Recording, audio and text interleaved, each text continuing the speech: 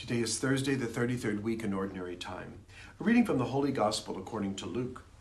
As Jesus drew near Jerusalem, he saw the city and wept over it, saying, "If this day you only knew what makes for peace, but now it is hidden from your eyes. For the days are coming upon you when your enemies will raise a palisade against you. They will encircle you and hem you in on all sides. They will smash you to the ground and your children within you, and they will not leave one stone upon another within you, because you did not recognize the time of your visitation." The Gospel of the Lord. Praise to you, Lord Jesus Christ.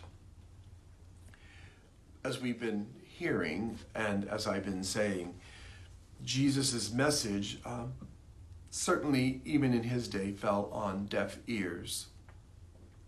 And there were those who did not follow or did not heed or did not welcome the message of Jesus Christ.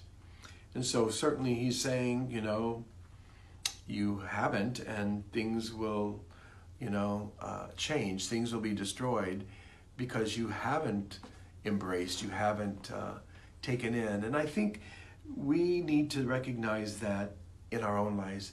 When Jesus says, if this day you only knew what makes for peace. I think in my own life, what I found that ultimately brings peace is the power and presence of Jesus Christ. And when I listen to his word and the gospel message that he proclaims, that sometimes is very difficult and very hard to embrace, but it's when I do embrace it and embrace it fully that ultimately I recognize the peace that it brings.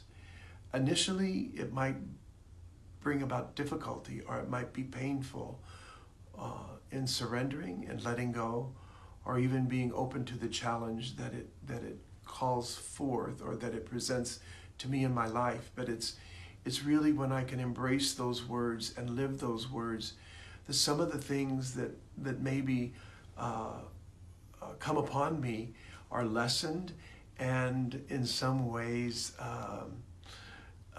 minimized. Sometimes anger or resentment, or just the frustrations of life, when I embrace and take in the word of Jesus Christ and the power of those words, and I think of things like, I have come to bring peace, or peace is the word that he will say so often, peace I leave you, or forgiveness or mercy, or whatever it is that he is doing in the Gospels, that brings me great peace and consolation. And it's when I lose my sight of that, or when I lose my focus, that the tensions and some of the anxieties appear. So let us listen to the messages of Jesus Christ in the gospel, and what he calls us to. Ultimately, he calls us to experience that peace. But I think the peace comes, brothers and sisters, only when we hear and we allow that word to change our hearts.